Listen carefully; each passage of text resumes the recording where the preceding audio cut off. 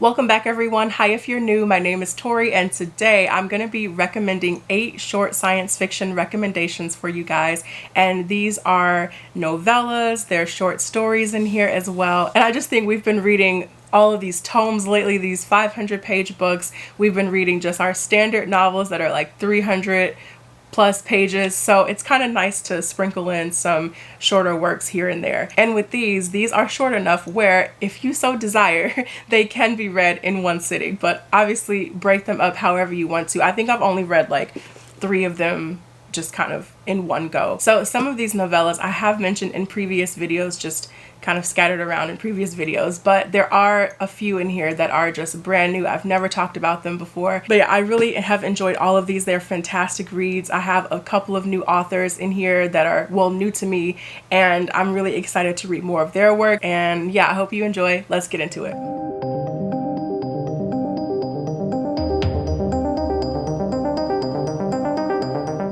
First novella that I have here. Okay, just really quick aside. So when I was thinking about the books that I wanted to include in this video, my mind instantly went to this first book, and just remembering how much I love this book just makes me so happy. This novella is so great, and that is Binti by Nnedi Okorafor, and this is actually the first in the Binti trilogy, and sadly I've only read the first novella, but I do plan on finishing the rest of the trilogy because I did read this a few years ago now at this point. This was my first ever experience with Nnedi Okorafor's writing, and just amazing. But in this, we're following this young woman named Binti who gets the opportunity to leave her home planet and go study across the galaxy at this really prestigious university. So she boards the ship to get over there, and in the middle of her journey, actually no, very early in her journey, this alien race known as the Meduse, they end up invading the ship, and Binti is left to kind of figure out how to communicate with them, how to work with them, and this was amazing, and I really need to finish up the rest of the trilogy. I believe the trilogy is actually compiled into just like one large book. I'll actually leave a picture of it if I am not lazy. The next novella that I want to recommend is called And Shall Machines Surrender? Sorry, I'm laughing because in my brain I'm like, please say it right, please say it right. I always want to twist around and say and machines shall surrender, and that's not correct. So the novella is called And Shall Machines Surrender, and this is by, I'm gonna go for it, I'm probably not gonna pronounce it right, it's by Benjamin Sri Dwankyu. So this author is new to me, but after this I really want to go back and read just the rest of her novellas because I think she has a couple of them out, or maybe even more than that, but I really enjoyed this. So this novella takes place on a sphere known as Shenzhen, and it takes place in a world where AIs and humans are can be combined essentially, and they become like their own sort of entity. And so in this, we're following 2 main characters, both of whom have escaped very kind of dicey pasts when they were almost like military pasts, I would say. So they both end up on this sphere and just kind of going about their lives. One of them is a doctor, and something really strange begins to happen, and the AI and human forms begin committing suicide.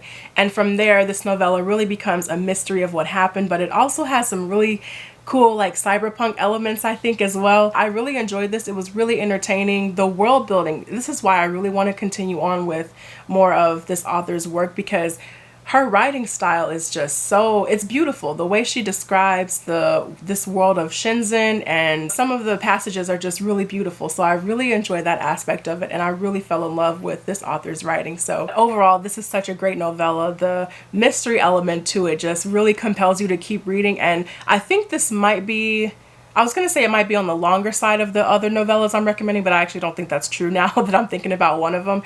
But I believe it's like, I read this on my Kindle, but I think it's about like 143 physical pages. But I mean, it goes by so quickly, and what I really love about it is that it almost feels like it should be a full-length novel, but it's just the world building and the story itself is just so concise, and the characters are so well drawn, and I really enjoyed this. The next novella that I want to recommend is an oldie but a goodie. I will never get tired of talking about this. I've already mentioned this in a previous video, so I won't spend too much time on it, but just in case you didn't see that video, that novella is The Test, and this is by Sylvain Neuvel. I love Sylvain Neuvel. I love his Themis Files series, even though I've only read the first 2 books, but I love his writing. I love his storytelling. So in this is kind of a dystopian novella. We have this Iranian man who's taking the British citizenship test, and almost like right when the test starts, something just so wild happens and the test is disrupted, and the story just really takes a huge turn from there. And I love this. I love not only how fast it was, but just how wild it was and just how many twists and turns came about throughout the novella. I really enjoyed this. And I think in a lot of aspects, it's such a raw look at Western immigration systems. And I think Sylvain Neuvel has a lot to say about that. And yeah, this was great. The next thing I'm going to recommend is actually a short story by Ray Bradbury, and that is A Sound of Thunder. And this short story, I believe you can find it online, but if you're interested in actually having a Ray Bradbury short story collection, which I highly recommend, I love Ray Bradbury, then you'll find this short story in his Golden Apples of the Sun short story collection. So I highly recommend you just read the whole collection, because that's one of my favorite. I actually have a lot of favorite Ray Bradbury, so take that with a grain of salt, but Golden Apples of the Sun is such a great collection. But this short story, A Sound of Thunder, it takes place in almost now our near future, where we have this company that specializes in time travel. And so the story begins when we have a group of people who want to go back to the time of the dinosaurs, and they want to take a tour of like that time period. And so they end up going back to the time of the dinosaurs, but this travel company has some really strict rules about things you can't do when you travel back in time. And of course, one of the people in the group does not follow the instructions, and so when they end up returning to their present time period, a lot of things are different. It's like really subtle at first, but you just kind of get the sense that things are a bit weird and just kind of off kilter. So I really enjoyed this. I've read a lot of Ray Bradbury short stories, but I think of all of them, like this one, A Sound of Thunder, is like probably in my top 10. It's so good. I've read it several times at this point, and I never get tired of it. The next novella that I'm gonna recommend is I feel like this is a tried and true, my ride or die novella right here. It's so good. And that is To Be Taught If Fortunate by Becky Chambers. Probably a lot of you know Becky Chambers from her Wayfarer series, but To Be Taught If Fortunate is her latest release, and it came out, when did this come out? I think it came out last year. I don't believe this is as hyped up as the Wayfarers trilogy, and that could be because it's newer, obviously, but I mean, you have to check this out. This is amazing in my opinion. I love this. In this novella, we're following a crew of 4 astronauts who are on a mission to just kind of survey a handful of different planets to see if they're viable for human life. And in the middle of their journey, in surveying these planets, they are sending these messages to Earth, but they realize that Earth has stopped responding to them, and it's amazing. I love this. I actually want to reread this, because the more I talk about this novella, the more I just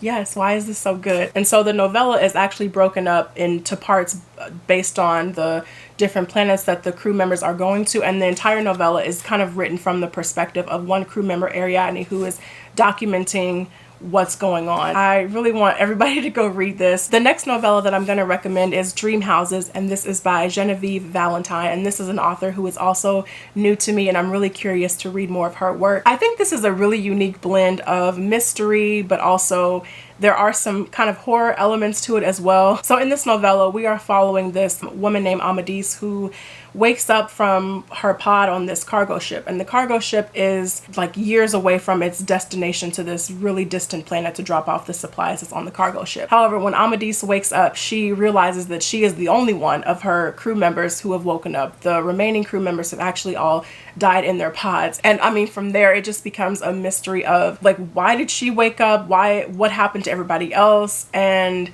it gets pretty intense in a lot of moments. This novella is also told in a series of flashbacks, so we are getting Amadis on this cargo ship just alone and trying to figure out how to survive until she makes it to this distant planet. But we also get the story told in flashbacks when she was growing up and the time that she spent with her brother and just the relationship that she has with him. And in the process, we're learning about all the different houses that have come into her life that have meant something to her. And it's really, I don't know, it's such a almost bittersweet kind of story. It's such a raw look at loneliness. And in the process of all that, we do have this really strange AI that's just so creepy and is really Amadis's only source of communication and interaction on this long haul ship. And things get desperate. There's something gruesome that happens really early on in this novella, and I want to warn you guys about that, but it's also really central to the plot that I don't know how to really talk about it without getting into spoiler territory. But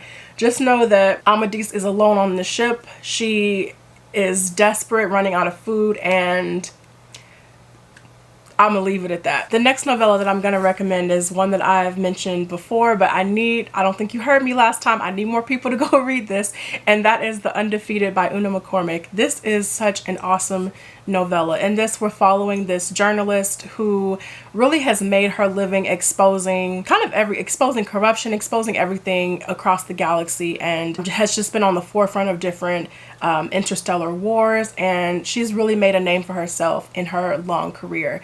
And now she's a lot older, and she's really reflecting on just her life in general, and it's in this reflection that she ends up returning to her like childhood home or childhood planet, and she is remembering the uprising that happened between her people and this group or race of people who were seen as less than human to everybody else on the planet. So I love this. This was amazing. Aside from the short stories that I'm recommending, I think this might be the shortest novella on the list, coming in at just like 100 pages, physical pages. I actually want to buy a physical copy of this because I really want this on my shelf. It was so good. It's so beautifully written, and I love seeing older protagonists in novels. I believe the journalist Monica, she's like in her 70s maybe, so that's always really exciting to see in literature, which I don't think we get enough of these days. And then finally, the last story that I want to recommend is one that I have mentioned before, but I mentioned it kind of in relation to the larger short story collection that it was a part of, but now